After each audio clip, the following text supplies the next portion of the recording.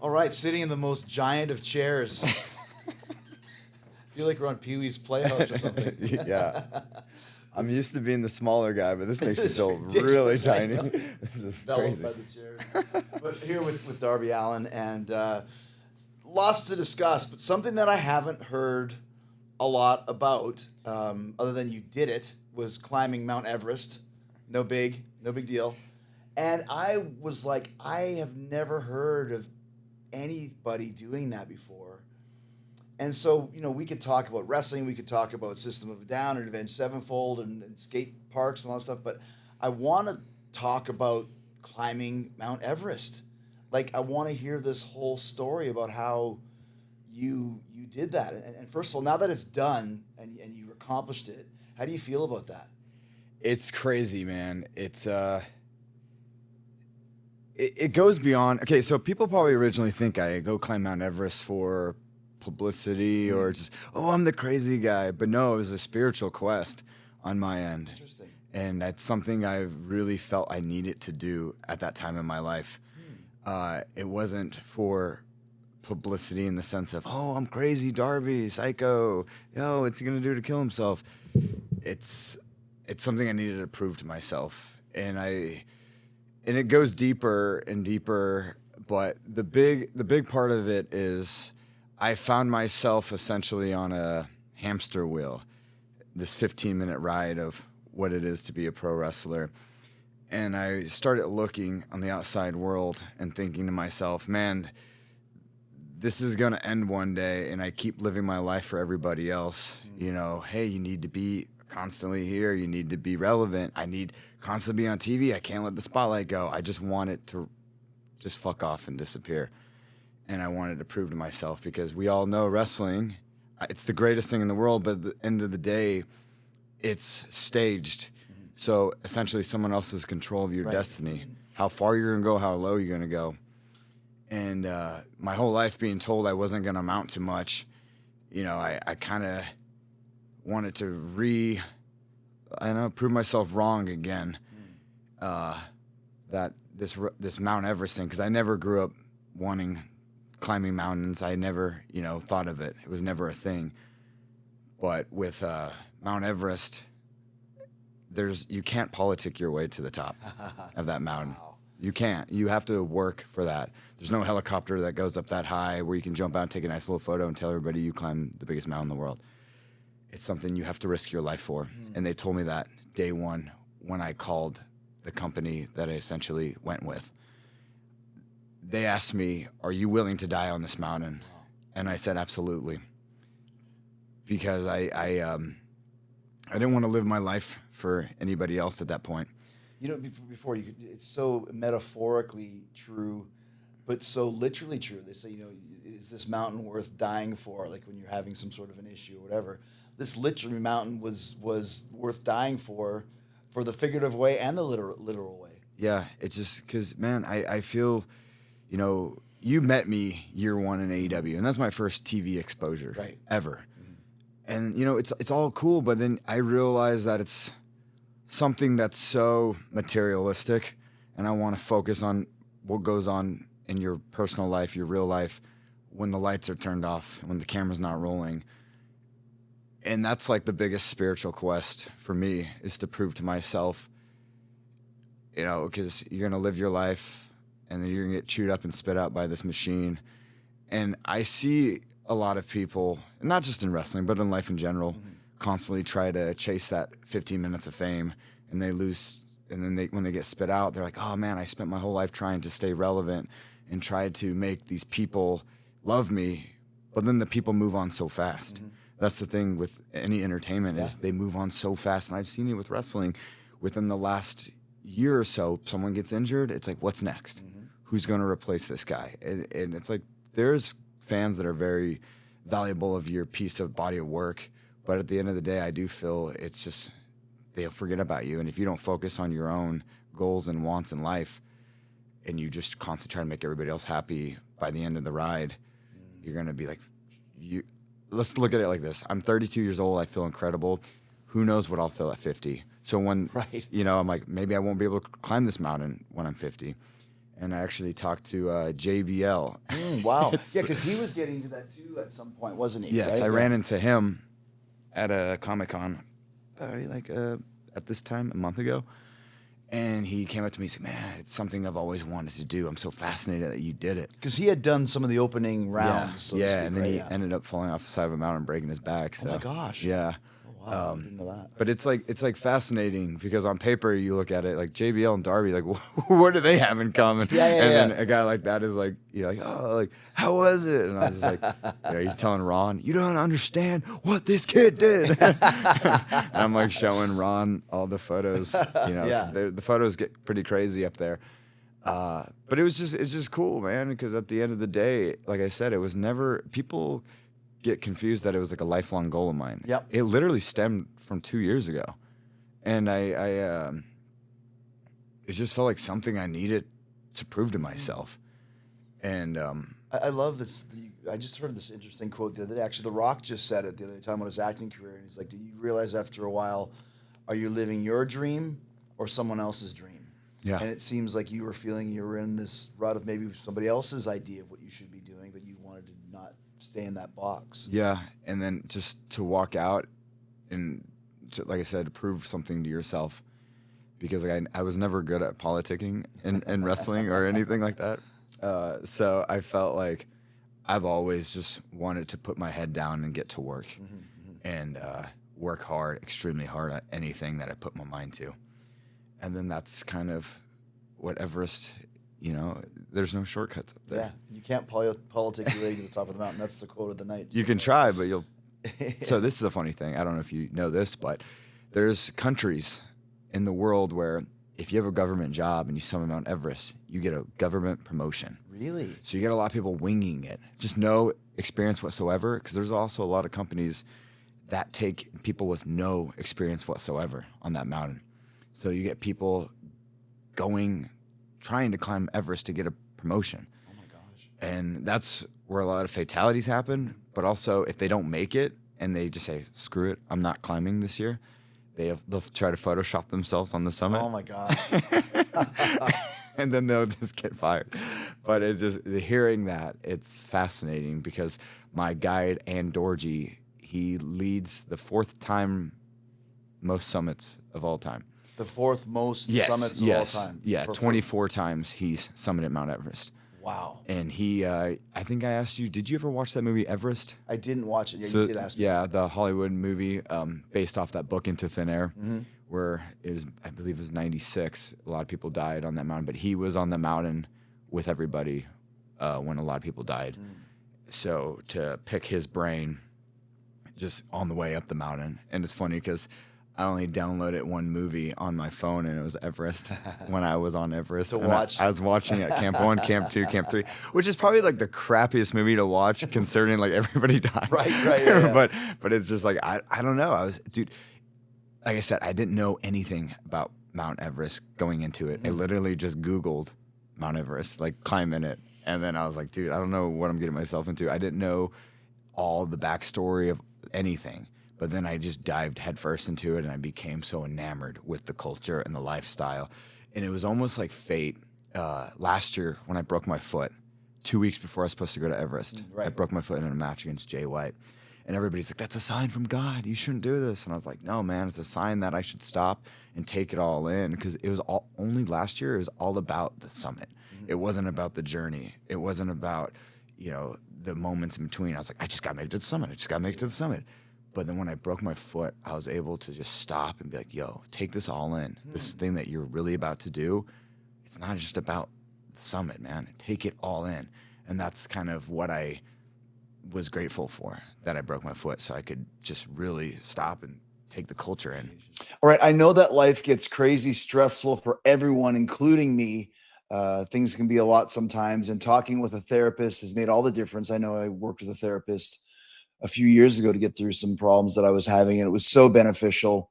Couldn't have got through those problems without that therapist. So I endorse 1,000% to use a therapist, and having that support can really help you reset, refocus, and move forward. But finding a therapist who actually takes your insurance, that's the tricky part. Most online platforms don't work with insurance at all. which means you're paying full price or looking into expensive subscriptions. That's why I love Rula. They partner with over 100 insurance plans, making the average copay just $15 per session, which is amazing. And in some cases, it can even be $0. It's real therapy from licensed professionals at a price that actually makes sense. Rula also makes sure that you're matched with the right therapist for you based on your goals, your preferences, and your background. No random pairings or endless wait lists. You can even schedule a session as soon as tomorrow. And Rula stays with you throughout your journey, checking in to make sure your care is helping you move forward. Thousands of people are already using Rula to get affordable, high-quality therapy that's actually covered by insurance. So visit Rula.com/Jericho to get started today. After you sign up, you'll be asked how you heard about them. So please support Talk is Jericho and let them know that Chris sent you. That's RULA.com/Jericho. You deserve mental health care that works for you, not against your budget. Go check them out and give it a try. Rula.com/Jericho. So you Google Mount Everest and you find a company. Just cold calling some random company. Yes. So I called this company and I had no idea who it was. And I said, yo, so what experience do I need? He's like, oh, just come to base camp. And I I there's got to be a little bit more than that. Right. And then I ended up talking to DDP, and he's like, I have a buddy who's climbed Everest. And then he's like, talk to him. So I talked to him, and I talked to that new guy, and I was like, yo, I want to climb Everest. And he's like, who have you talked to before? And I talked to just like, oh, some random dude I looked up on Google.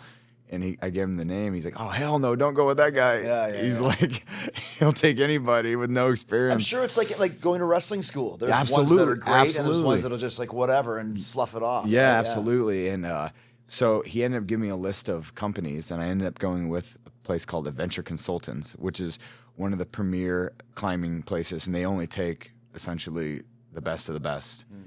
And I jumped on a call with them, and I said, I want you guys... don't sign off on me to go until you believe I belong on the mountain, because I don't want to be one of the, you hear all these stories of people that don't belong on the mountain. I don't want to be another guy weighing people down, and a lot of them that don't belong on the mountain probably died too. Right? Yeah. How many people die on the mountain? Is it like an annual basis? Like people die every year on that? Oh, absolutely. Okay, gotcha. Yeah, absolutely. There's fatalities all the time. Yeah. Every year there's definitely someone to die. But and that's the company Adventure Consultants is also the one where everybody from that Everest movie passed away. Oh, I see. So Adventure Consultants essentially is like kind of one of the biggest, in Adventure Consultants. Yeah, that's the name of the company. So it's like, so I went with them, and man, there's so much work. So where are they based out of? New Zealand. Okay. Yeah, but there's so much work that went into it. A lot of people think it's like, oh, Darby's crazy. He's just gonna wing it and climb up there. Yeah, no, I don't think that. And then the work I had to do. What did you start to have to do? I went to Chamonix, climbed a mountain there, stayed in a tent on top of this mountain. There's a huge blizzard, and we had to scale the side of the mountain. There's only, I shit you not, like a 2-foot like pathway we had to walk on, and if you fall off this side of the mountain, it's thousands of feet to your death. If you fall off this side of the mountain, it's 1,000 feet to your death.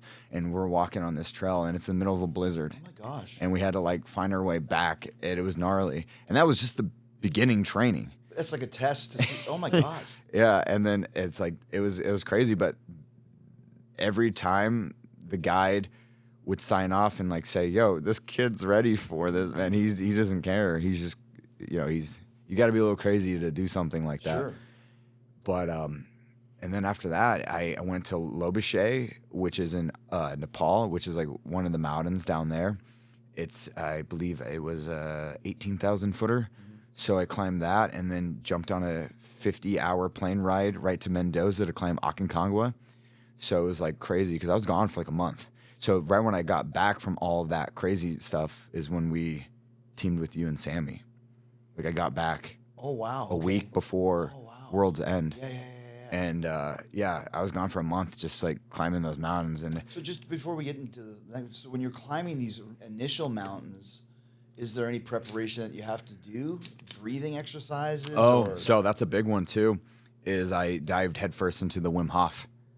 You familiar with Wim Hof? Oh, what is it? He's the crazy guy from Poland that's holds the world record for being in ice water the longest.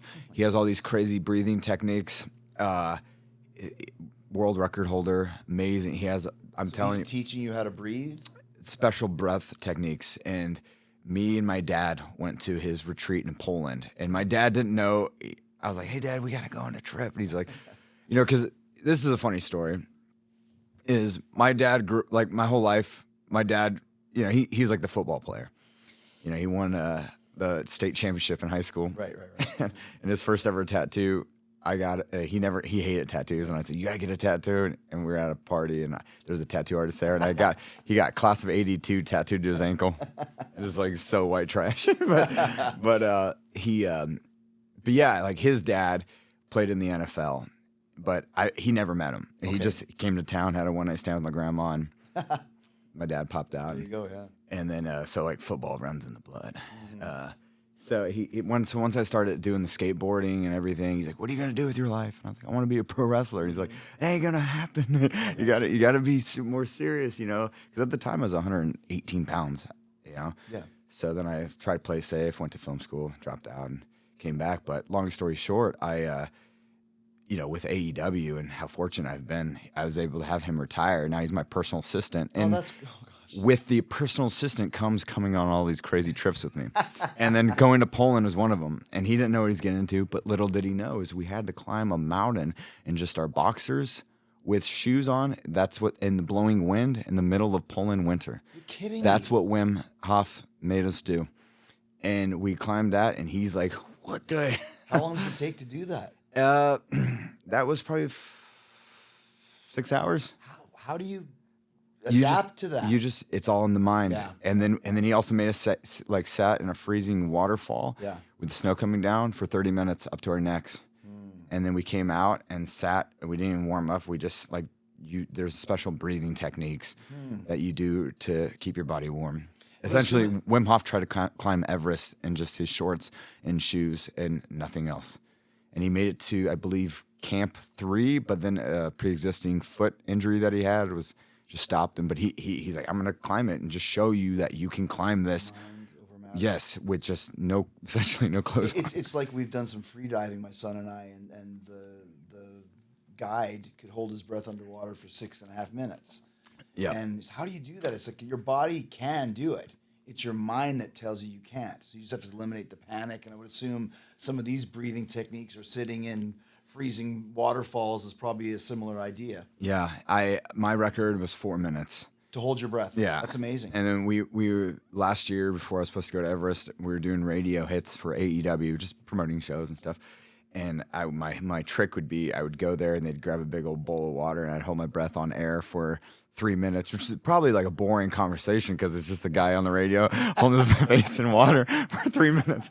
But that was like my trick, I'd be like, "Oh, you can do it for 3 minutes," and I was like, "That's a long time." That's good. It's like David Blaine, but yeah, it was incredible. But point thing is the breathing is where the magic really happens with Wim Hof's special breathing techniques. And it was the first time I've ever seen my dad cry. And it's such a release of emotion, such therapeutic. It's insane. I can't really describe it, but it's something I still do every day, along with the breathing technique. Yes, along with my TM meditation, because TM meditation, it's like transcendental meditation. It's something Rick Rubin put me on too, because when I went to talk to him, I asked him what's the one thing that you kind of that you would kind of that helps you with your whole, whatever it is that you do to keep yourself balanced. And he said, transcendental meditation. Who was it that said that? Rick Rubin. Oh, okay. Yeah. And then I went to, he sent me up with the David Lynch Foundation, which, and then I did a whole course. It's like a 2-day school, essentially, about meditating. And they teach you, because it's something you cannot learn on YouTube. You have to go to a professional place and do the ceremony and everything like that. And what does that entail? We've heard about TM for years, but what exactly does it mean to you? To me, it's staying balanced, because I look at a guy like Rick Rubin, and he's done so much in his life, but you meet him and you talk to him and he's so balanced and centered. Yeah. There's no ego with the guy, and it's so it's just like I said, I want to be the same guy as I came in at the end of this 15-minute ride of whatever it is in life. And I just don't want life in general. Yeah, just well, wrestling, wrestling, gotcha. Fame, entertainment, whatever it may be. You know, I just, you know what I mean? Like I just like to be as balanced and level-headed throughout the whole ride. And so it was cool, like just picking his brain on that stuff. And so he sent you to transcendental meditation. Yeah, that's cool. Yeah, Very but Ruben. Yeah, so it was incredible. But having my dad do that, and then also on the other side, like I brought my mom. She hiked to base camp with me.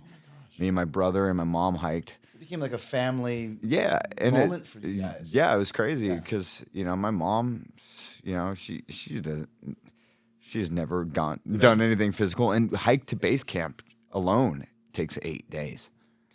It's gnarly. It's no joke. And that's the start of the climb of the mountain. Start of the climb. So we get to base camp. She has to leave. I'm staying there to essentially start this. I'm there for another month. You're at base camp for a month and a half to train for the next step, or just to acclimate, or acclimate and train. Yeah, there's lots of going up and going down, going up and going down. You had to go like back and forth.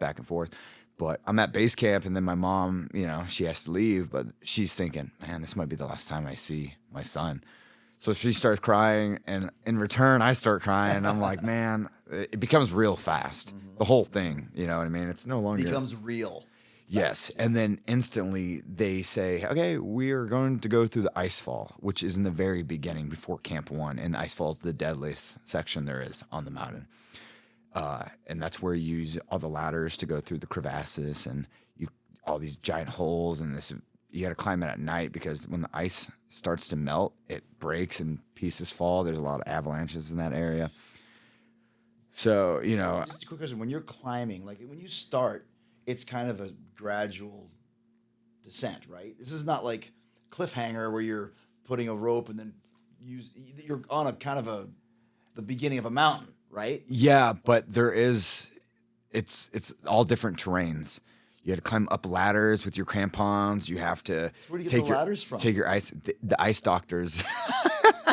There's these guys called the ice doctors, and then they're the ones who set up all the fixed lines to the summit. Oh, the best of the best. So they're part of your camp, your team. No, they're just there for everybody. Okay. Because there's all these different at the beginning. Gotcha. Yeah, so we're climbing, and when you ice axis, it's all upper body. It's crazy, man. It's like Ninja Warrior on crack or something. Your life at stake. Yeah, so but the thing is, they tell us, okay, we're getting ready to go through the ice fall, and we have these trackers that we can put on you in case you get crushed and killed by the ice. We can find your body if your family wants your body. I'm like, honestly, I don't care at that point. Just leave me for the Yeti. But yeah, but like just seeing your mom crying, and I'm like, oh man, it's crazy. Like, is this worth dying for? You know? And then I think to myself, yes, absolutely. I have to do this. Like, it's like, I'm never going to, you know, and especially. Once it gets in your head, it doesn't matter what anybody else says. Yeah. You have to do it. Yeah. And there is a thing called summit fever, and it's not a sickness. It's a mental thing. Once you get the day of the summit from Camp 4, you become so fixated on getting to that summit that you stop listening to your body's warning signs, and you stop thinking about, you know, all the things that are like, oh, my body's giving out. You're so fixated on the summit. That's why so much people make it to the summit, but they can't make it down. Oh, I see. Yeah, because you start to think about all the training that goes into it, plus the money, plus the time, everything that you're like, I have to do this. There's not going to be another, you know. And, you know, with me, I made it so public that I was climbing Everest. So it wasn't, you know, so it's almost like I was like, I need to do this. Plus you're Darby Allin. Yeah. So a lot of people think, oh, he's insane. Yeah. It's funny because even like I know like sometimes if we play an outdoor festival, for example, and there's a big scaffold, I always climb to the top of the scaffold and sing from up there. Then you got to walk down. That's the scary part, walking. Well, going up is like, I'm going to do it. And people are crazy. And then going down, that's nothing. So I can just imagine, we'll talk about it, what it's like to go down the mountain. You mentioned money. How much is it? Obviously, you have to pay to do this. Yeah, oh yeah. How much does it cost to? So it depends on what you want to do. So I went with a private group. So I didn't, and by private I mean I was the one. They're following me based off of like how I'm feeling. Makes we can sense. go as fast because if you go with a normal group, sometimes if someone gets sick, you have to wait for them. Yeah. So, we went. It all varies depending on the group that you go with. But if you're talking about your life in your hands, spend the extra money. But what are we talking? 160,000. Okay, there you go. Yeah, So 160,000. But there's places that will take you up for 50,000. But you mentioned you get what you pay for, right? Yeah. And so it's just the whole thing. We're sitting at base camp for weeks, and then you got to climb to camp 1, and then to camp 2, and then you got to touch camp 3. But once you touch camp 3, then you got to come all the way back down to base camp and sit there and wait. Why is that? Just it's part of the course. You got to climb, like acclimate with your body and stuff, and it's so grueling. I can't put into words, man. I'm more like that quick action. Let's go crazy, like jump off this real quick or blah blah. But this is so slow, and it takes everything from you. Everything. I can't even put into words how gnarly it gets, just from like your fatigue. And then you see a lot of people on the mountain that don't belong on that mountain, and they're starting to create a little traffic jams. You hear these things called traffic jams, and people see these photos and they think everyone and their mom is on Everest, but that's not the case. Little over 400 permits were issued this year. That's it. Yes. Think about it. There's more people in the Walmart parking lot right now, and it's just like it's like. But that's the thing. And out of those 400, not everybody makes it to the top, right? Nope. Yeah. Absolutely not. And that's the thing is 400 people in the whole world, and you can only climb it 2 months out of the year. So it's not, so it's not as busy as one is making it out to seem. And so how long is it taking when you said base camp, then you go to 1, then 2, then 3, then come back down? So how long of a time frame was that? So we go through the ice fall, like I said, is the most deadly section. And then you go to camp 1, and you sit there for a day, and then you go to camp 2, and you sit there for a day, and then you touch camp 3, and then you come down, and then you just go that same day all the way back down. So, but how long was that from beginning to end? Weeks? A week? That was 4 days. Okay, so 4 days, gotcha. But then that's where I did the whole kickflip.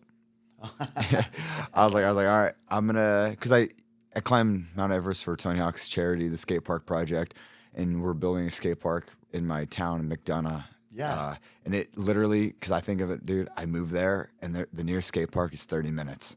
And you think about it, I was fortunate enough to have a skate park 5-minute walking from my house in Seattle.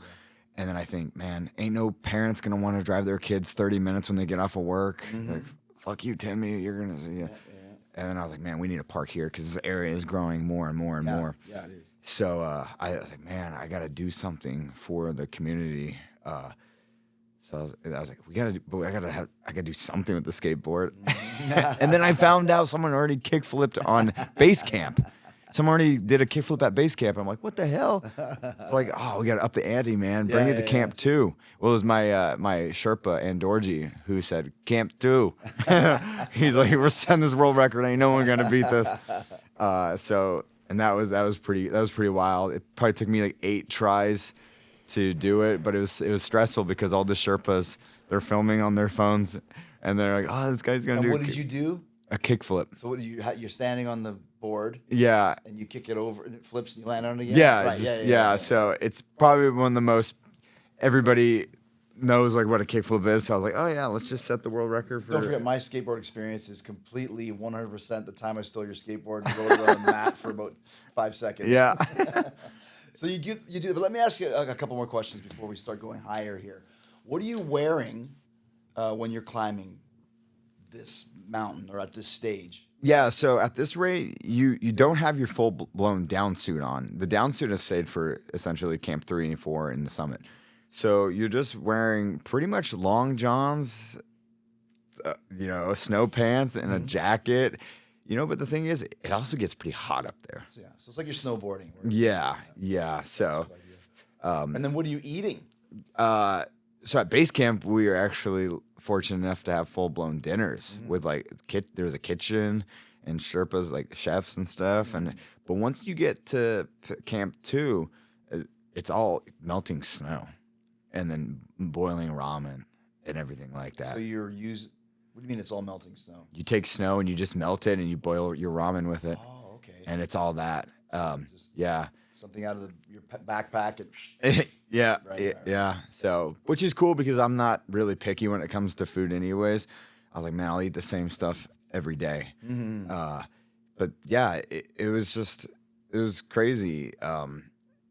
Because your mind also starts playing tricks on itself in that altitude, where you start to get worried about the littlest of things because the window is so tiny, and you start thinking of sickness, and you start thinking, and then man, your mind just starts, because you're sitting in a tent for days, and you have no book, no phone, nothing, and you're just staring at the wall for days. Why can't you have a book? At that rate, it was Gotcha. deemed too heavy. Gotcha. You bring only what you need. And So that's where the TM must come into play. yeah, and then the breathing. I would do this breathing 3 hours a day in that tent nonstop, because the whole breathing also puts oxygen into your blood. So it's kind of, I felt incredible, and all the Sherpas are like, "Damn, you're killing it. You're doing great." Like I was like, "Yeah, dude, I don't know, but it was crazy because I was like looking at the back of a Pringles can in the tent, for being in there days, but it's not even in English. I'm like reading this thing that's like in the, whatever country it was in. Nepalese. Yeah, I'm literally losing my mind here. I'm just like staring at it, like You're memorizing all the ingredients in the chips. But yeah, it's incredible. Just because also flying into Kathmandu, you have a few days before you even start the trek to base camp, where you go to all these places and you see the culture, and then there's a place where in the middle there's like a temple where they just burn bodies and they throw the ashes they burn bodies right in front of you, and they throw the ashes into the river.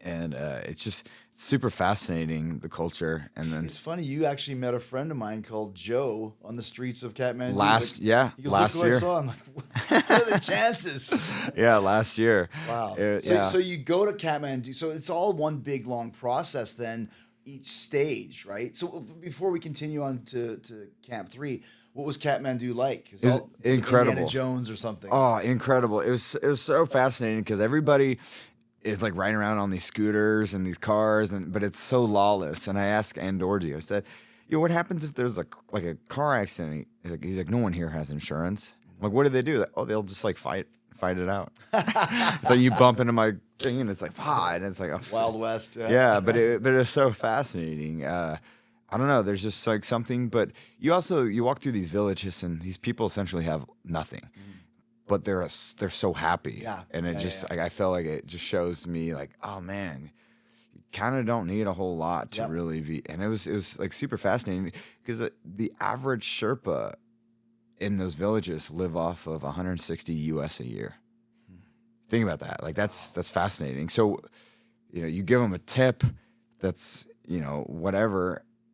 You give them $20 and Yeah. it's 1/6 of their entire income or whatever. Yeah, it's fascinating. The whole thing is incredible. But I videotaped a lot of it on my GoPro and my phone and everything like that. A lot of I was like, man, I need to document this. The only thing is I just didn't document the day of the summit because I was so fixated on not messing with the camera, thinking about my life here. And I was like, I'm not gonna, like how some people put on this like if they're doing a vlog or something, they put on like I'm like, I cannot entertain the camera.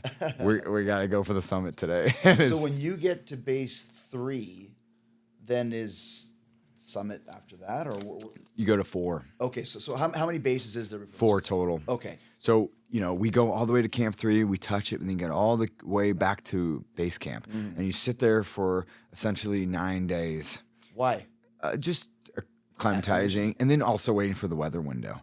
It's all about the weather window. So is the weather always kind of bad there, and it clears up just for a short period of time? Is that what you mean? Yeah, and it's right before essentially the monsoon in the summertime. It gets really, really crazy. and it's all about that weather window. So we go to, this is the final push. We go camp 1, camp 2, camp 3, and then now we're going to camp 4. And on the way to camp 4 is when I see my first body. And then you're like, oh, because in the distance I saw this thing, and I'm like, it looks like a folded up tent on the side of the road, not road, but side of the cliff of the mountain.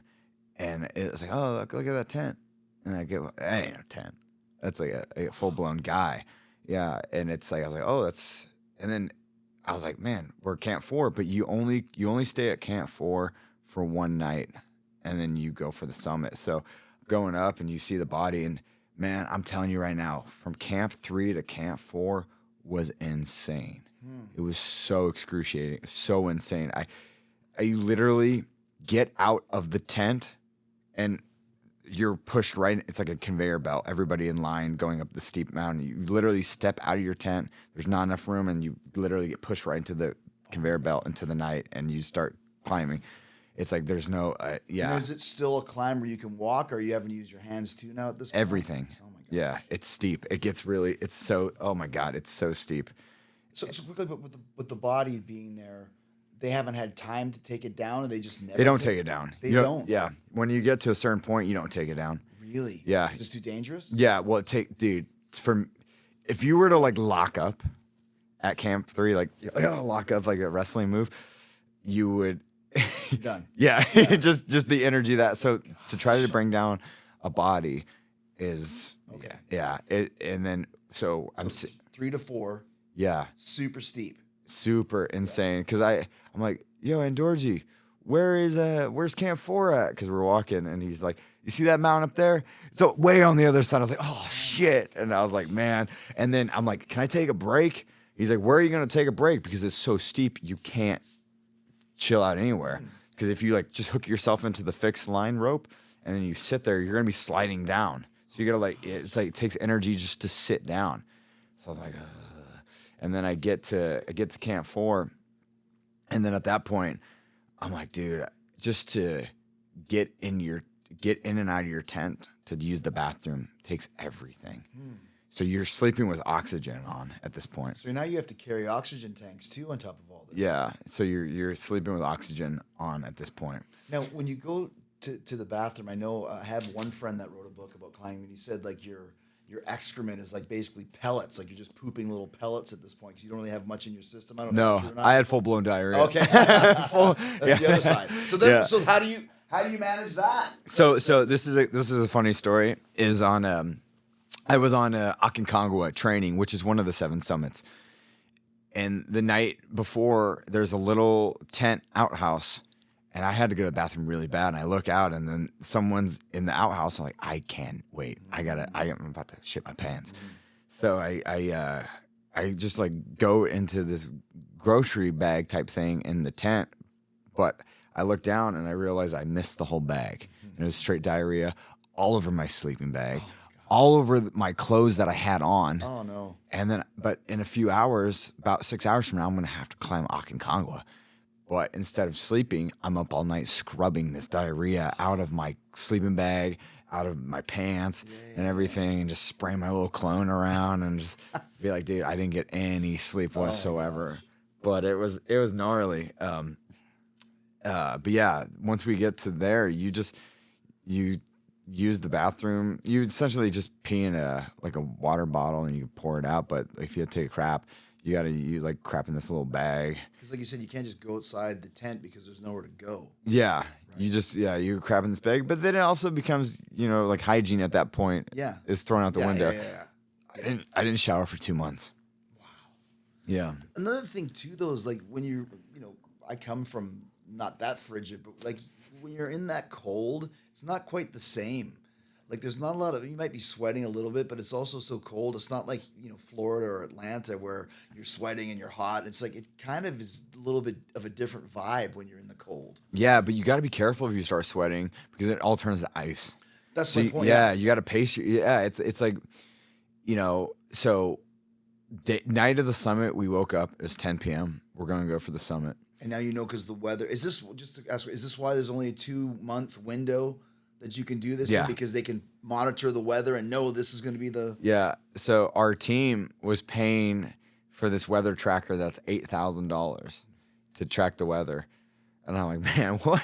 I'm like, you just can't use Yahoo weather or something. But I was just like, man, this is fascinating.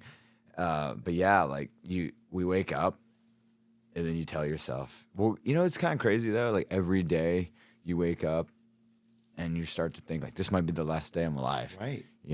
And then, but I remember the day of the summit, I was fortunate. I didn't drink any water that day when we were at Camp 4 because I have a pretty weak bladder and I have to pee all the time. And I was like, man, I want to just get some sleep. Mm-hmm. So I just didn't drink anything. And then I got some sleep, fortunately, because you hear all these stories of, I can't sleep. And then I woke up, I felt great. I was like, man, today's the day. We are going for the summit. Like it's kind of, you're so beat up and tired, but you're just so fixated. You're like, man, this is what a glorious, And how long is this into the whole process? Like a couple months or weeks or? Oh no, this is months, like about a little over a month. You've been climbing this mountain for a month. I don't think people realize it takes that much time. Yeah. Wow. Yeah. Okay. It's so you're like, all right, man, this is the day. Yeah. It's just you're just walking, and I asked Andorji, I say, hey, based off of my performance, how long do you think it'll take from Camp 4 to the summit? He's like, 6 hours for you. It ends up taking over 12. Wow. And we're walking, doing good. We get past the balcony, which is essentially the first resting spot. But then out of nowhere, there's a traffic jam.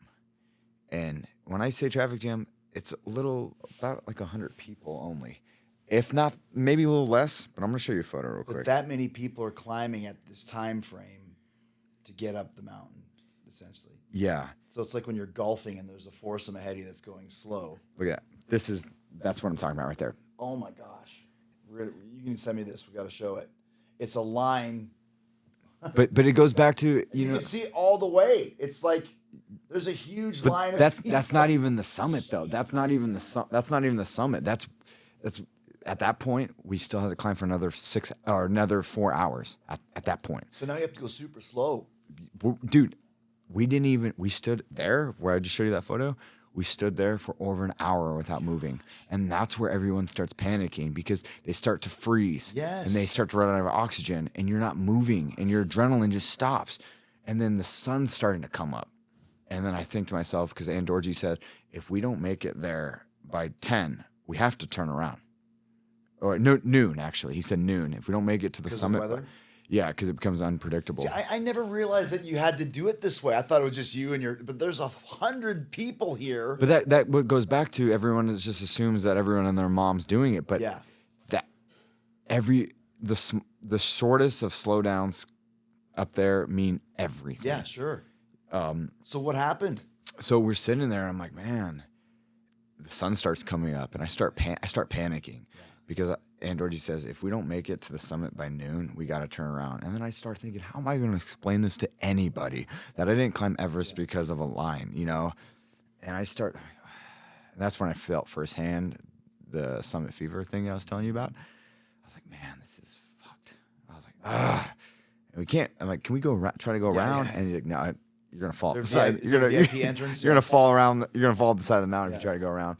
But little did I know is some people summited at nighttime, and they're coming down, and the people coming down have to meet the people coming up, and then the trail on the side of the mountain is so tiny. Gosh, that's chills. So you have to try to go around these people with the possibility of trying to almost falling off the side of the mountain. Oh my gosh. And then also people are their bodies are giving out at this point. I see people convulsing on the side of the mountain. I'm like, boy, they're not going to make it. Maybe they'll make it down. Maybe they'll die. You never know. Because once we got up there, there's bodies on the trail, and you have to.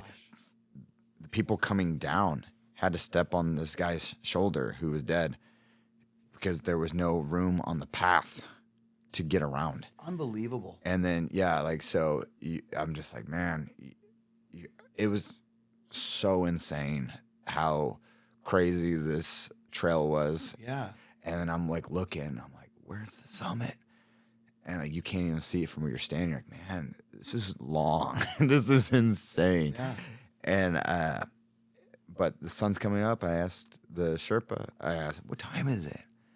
He's like, oh, it's only 4 in the morning. I'm like, man, the sun comes up early. I was panicked because, like I said, noon. Yeah. So, okay, we got time. So I'm hiking, and then I end up like almost jogging.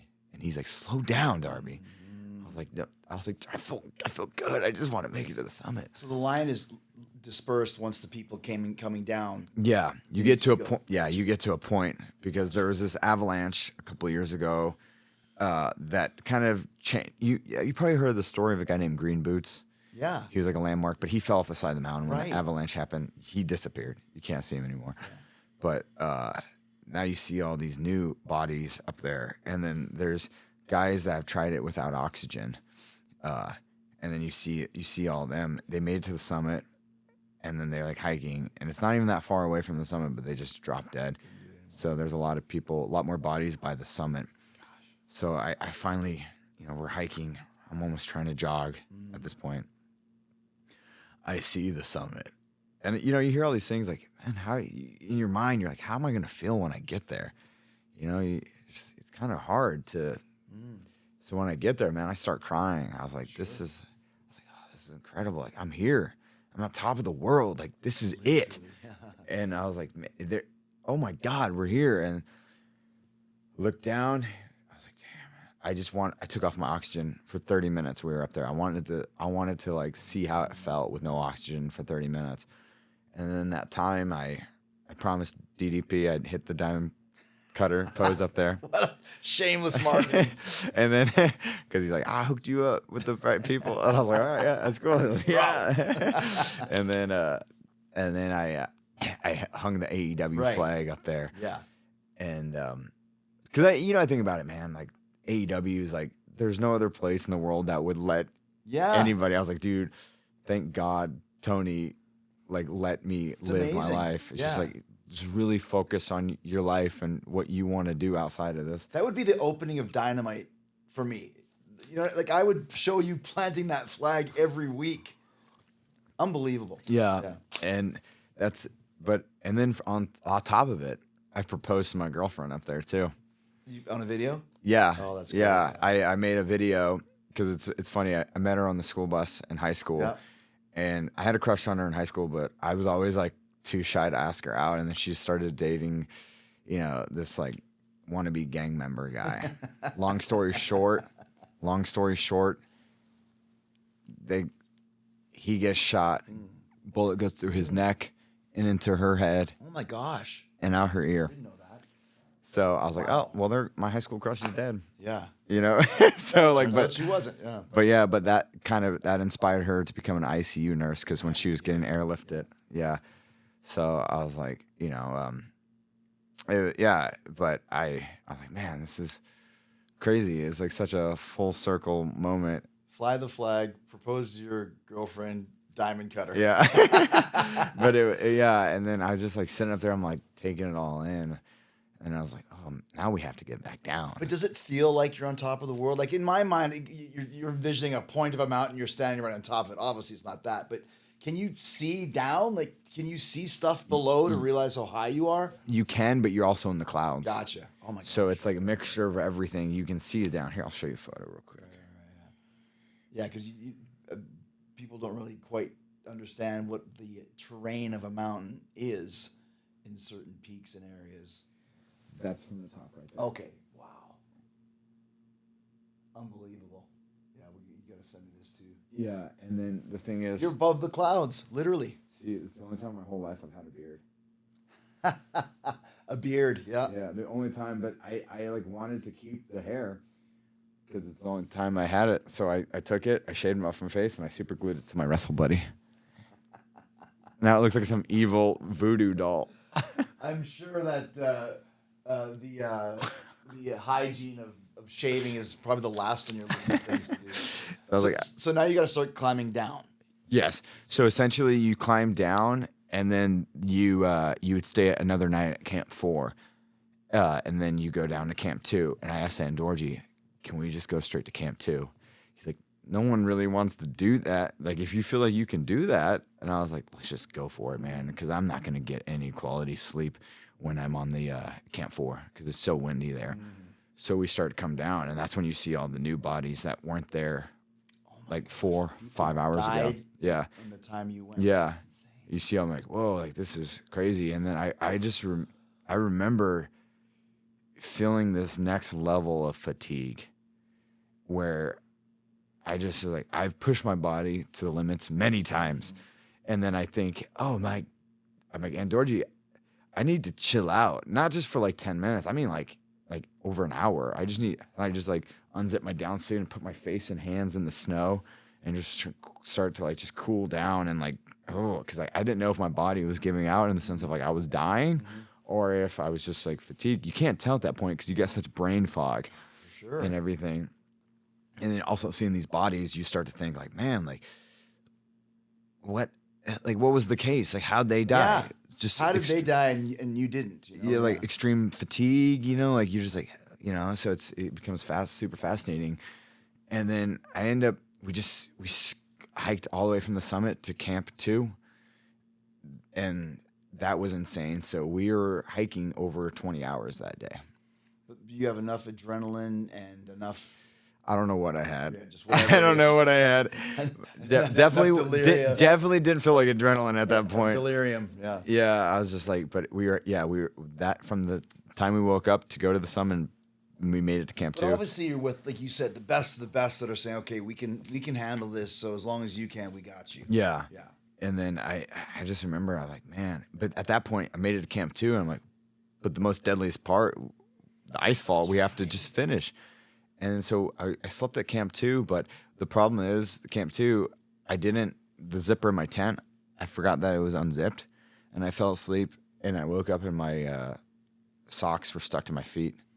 Oh, no. Just from the sweat. Yeah. And then I was like, both were like stuck, and I had to like take that little propane heater, and then I had put my feet in front of it for an hour before we started hiking down through the ice fall. And I was like, man, you didn't get frostbite. Yeah. I was like, I just need to make it down here. And frostbite means amputation, not really talking, frostbite that you get, in downtown New York on a winter's day. And it's also funny because how I was training a lot for Everest is there's this thing with the VR headset where this guy climbed Everest and filmed it with the VR camera, so you can see what it's like to climb Everest. Yeah, the VR thing and look all around. It's insane. It's fascinating. But what we'd do is we'd sit at the ice bath at my house that's like 39 degrees up to our neck with the VR thing, drinking a Slurpee, and be like, this is what it's like to climb Everest, and it was gnarly. But it was just super fascinating. And I just remember finally getting down and making back to base camp. And I'm like, whoa, that was fucking crazy. And then, everybody asks, like, what's the next thing? What's the next thing? What's the next thing? I honestly just want to stop and smell the roses at this point. But I not anytime soon, but I do want to go to space. But, like, it's not like, I need to do it right now. It's like, I just want to, like, really take in what Everest was. As you should, man. Yeah, it was crazy. Like the old Jericho saying, drink it in, man. You really got to you got to take a couple moments to just think about that. Yeah, it was. So when you not to interrupt you, but when you do accomplish this, do you get a T-shirt, a certificate, a badge? I got a certificate, but I kept the I have the AEW flag that I planted up there, but I brought it down with me because like I just want it, like I want it with me. So I have that, and I kept everything like my down suit and everything like that. But you just get a badge, man. But at the end of the day, I feel everybody. Sir Elliman, I'm gonna butcher his name. I feel so bad. Edmund Hillary. Sir yes, Edmund Hillary. yes. First ever guy climbs Everest. Right. He always said, "It's not so much about conquering Everest as it is conquering yourself." Mm-hmm. And I really felt, I'm like, I don't need a whole lot to say, "Oh, you did it," As long as like I know in my heart that you know. And